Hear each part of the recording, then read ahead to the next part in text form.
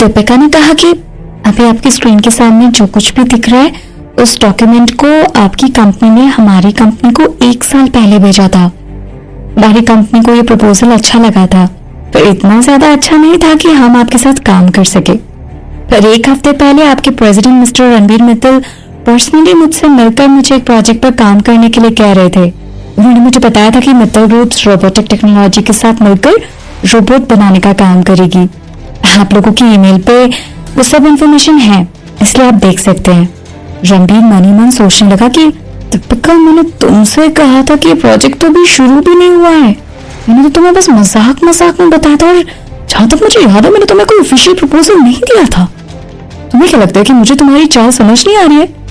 मैं अच्छी तरह से जानता हूँ कि तुम इसके माध्यम से सभी को मलिक खानदान के खिलाफ करना चाहते हो। दीपिका के इतना कहते ही सभी लोग नई फाइल खोलकर देखने लगे। सभी को लग रहा था कि रणबीर ने उसे खुद बनाया है, पर उन लोगों को पता नहीं था कि उस प्रपोजल को दीपिका ने बनाया था। रणबीर ने मनी मन सोचा कि चलो मैं भी एक बार देख लेता हूँ, अगर इसमें कुछ गड़बड़ लगा तो मैं उसके मुंह पर मना कर सकता हूँ।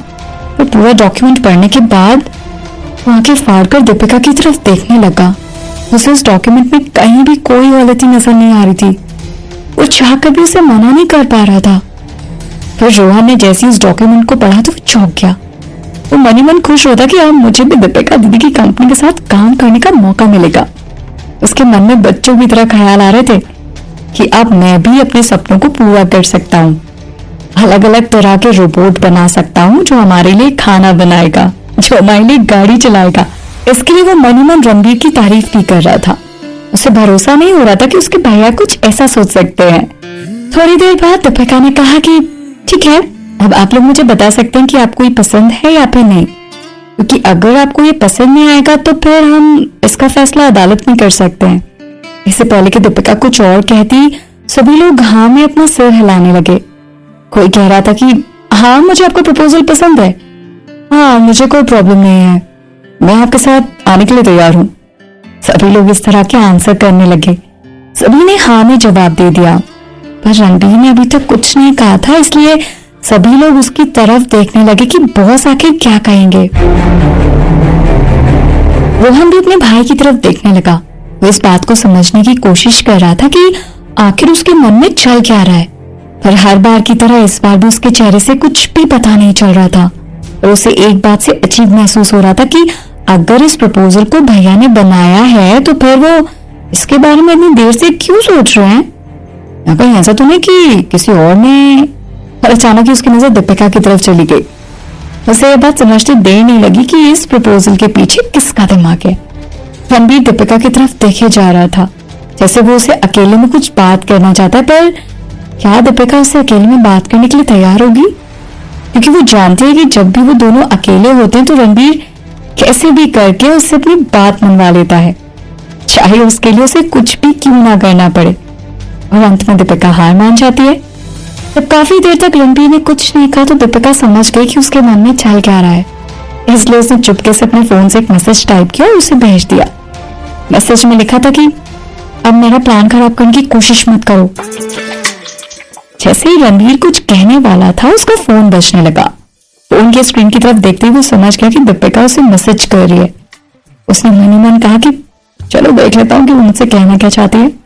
मैसेज में लिखा था कि अगर तुमने मेरा प्लान खराब करने की कोशिश की तो मेरे पास दूसरा प्लान भी है, और हाँ मैं तुम्हें बताना चाहती हूँ कि उस दूसरे प्लान में तुम्हें शामिल नहीं करूंगी।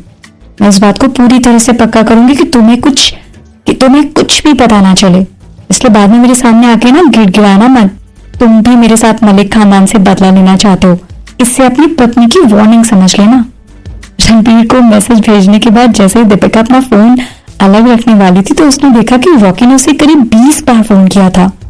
उसे अच्छी तरह से पता था कि वो उसे बार बार फोन क्यों कर रहा है। अभी वो कुछ भी कहने के मूड में नहीं थी, इसलिए उसने अपना फोन बंद कर दिया और बैग में रख दिया। इधर दीपिका के मैसेजेस को देखकर रणबीर मन ही मन मुस्कुरा रहा था। उसके मन में तो चल रहा था कि दीपिका भी मुझे अपना पति मानती है। उसे अच्छी तरह पता है कि दीपिका मन ही मन बहुत मजबूत है, इसलिए चाहे वो कुछ भी कहे वो पीछे हटने वाली नहीं है। रणबीर भी किसी तरह से दीपिका को रोकना नहीं चाहता था। उसे अब जाकर पता चला था कि दीपिका के अंदर कौन कौन सी खूबियां छुपी हुई हैं। इसलिए उसने मुस्कुराते हुए कहा कि ठीक है, चलो इस डील को साइन करते हैं। सुमित पहले से ही अपने साथ कॉन्ट्रैक्ट पेपर्स लेकर आया था। अब उसे ये बात अच्छे से समझ आ रही थी कि आखिर दीपिका ने उसे पहले इस पेपर को तैयार करने के लिए क्यों कहा था। उसे अपनी बॉस की काबिलियत पर शक हो रहा था, पर सच में दीपिका ने सबको अपनी तरफ कर लिया था। इसे देखकर तो सुमित को ऐसा लग रहा था कि जैसे उसकी बॉस फ्यूचर में भी देख सकती है। सुमित ने मनी मन ये फैसला किया कि आज के बाद वो अपने बॉस पर कभी शक नहीं करेगा। सुमित ने कॉन्ट्रैक्ट का पेपर निकालकर रणबीर को दे दिया।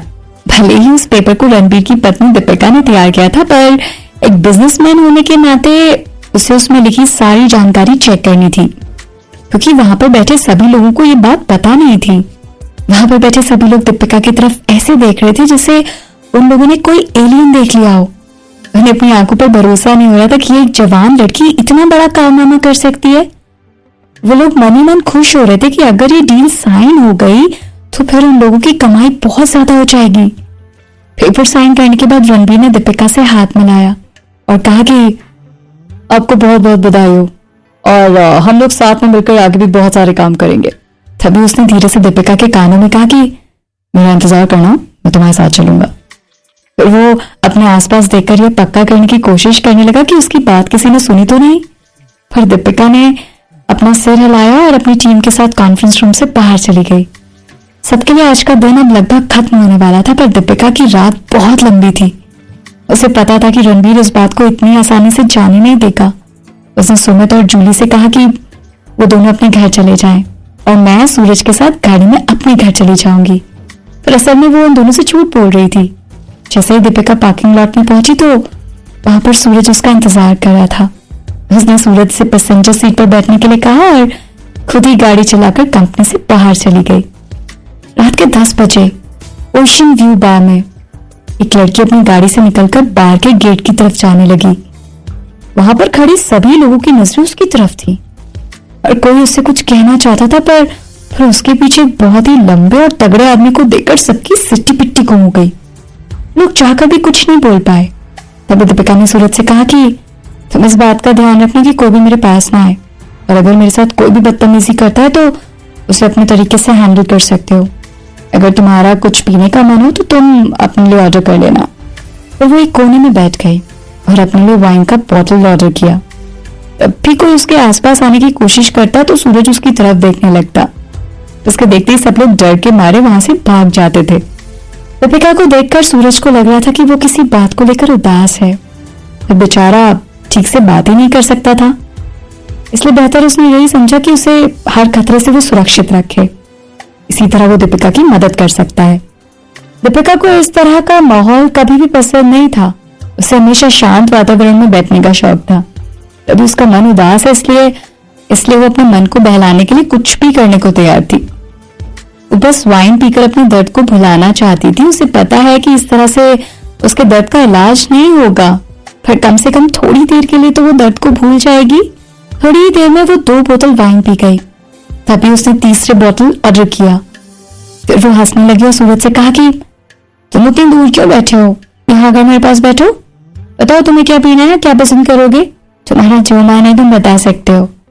तभी उसने बारटेंडर से कहा कि मेरे साथ जो आदमी उसके लिए कोई भी ड्रिंक दो। तभी एक आदमी दीपिका के पास आया। सूरज ने जैसे ही उसे देखा तो उसे इशारों में कहने लगा कि यहाँ से चुपचाप चला जाए। उस आदमी ने दूर से ही कहा कि मोहतरमा, आप यहाँ अकेली क्यों बैठी हैं? अगर आप पार्टी करना चाहती हैं तो मैं आपके साथ पार्टी करने के लिए तैयार हूँ। आपसे वादा करता हूँ कि आपको बहुत मजा आएगा। दीपिका ने उस आदमी की तरफ देखते हुए कहा कि अभी के अभी यहाँ से दफा हो जाओ, और कभी अपनी शक्ल आईने में देखी तुमने? मेरा बॉयफ्रेंड तुमसे लाख गुना अच्छा दिखता है। चुपचाप अपने घर जाओ, तुम्हारी मम्मी तुम्हारा इंतजार कर रही होगी। उस आदमी ने हंसते हुए कहा कि मेरी मम्मी के बारे में तुम्हें चिंता करने की जरूरत नहीं है। मेरी मम्मी वृद्धाश्रम में रहती है, इसलिए घर पर हम दोनों के अलावा कोई और नहीं होगा। वैसे भी मेरा घर शहर के सबसे पॉश इलाके में। ये सुनकर दीपिका चौंक गई। अगर तुम्हारा घर पॉश इलाके में है तो तुम्हारी मम्मी वृद्धाश्रम में तुमने क्यों छोड़ दी? इतना पैसा होने के बाद तुम अपनी माँ का ख्याल नहीं रख सकते? तभी सूरज वहां आ गया और उस आदमी के साथ कुछ करने ही वाला था कि दीपिका ने उसे रोकते हुए कहा कि मैं ठीक हूँ, इसलिए तुम अभी कुछ मत करो, कुछ करने की जरूरत नहीं है। तभी उस आदमी ने फिर कहा, मैंने तुम्हारी जितनी खूबसूरत लड़की आज तक नहीं देखी। तुम्हें ये सुंदरता कहाँ से मिली? सुनकर दीपिका मुस्कुराने लगी और कहा कि मुझे पता है कि मैं सुंदर हूँ। उस आदमी ने कहा कि तो मुझे ऐसा क्यों लग रहा है कि आज तुम थोड़ी उदास हो? अगर तुम चाहो तो तुम्हें थोड़ी सी खुशी दे सकता हूँ। दीपिका ने मुंह बनाते हुए कहा, किसी ने मेरे साथ धोखा किया है और मुझे उसी बात का दुख है। अभी मुझे ये समझ नहीं आ रहा कि मैं उनसे बात करूं या फिर नहीं। ये सुनकर उस आदमी ने जवाब दिया, किसकी इतनी हिम्मत हो गई कि तुम्हारे जैसी खूबसूरत लड़की को धोखा दे? दीपिका ने कहा, अगर मैं उसका नाम तुम्हें बताऊंगी तो क्या तुम मेरे लिए उसे मार सकते हो? उस आदमी ने कहा कि बिल्कुल मेरी जान, पहले हम आज रात एक दूसरे के साथ मजा करेंगे, फिर कल रात में उस आदमी को सबक सिखाऊंगा वो तुम्हारे साथ ऐसा धोखा कैसे कर सकता है। उस आदमी ने कहा, तो फिर आज रात हम तुम्हारे घर पर जा रहे हैं या तुम मेरे घर पर चल रही हो? और इस बॉडीगार्ड का क्या करना है? तड़पता है क्यों, धड़कता है क्यों, ये जाने न मैं न तू, कैसा ये दिल का कनेक्शन है तुझसे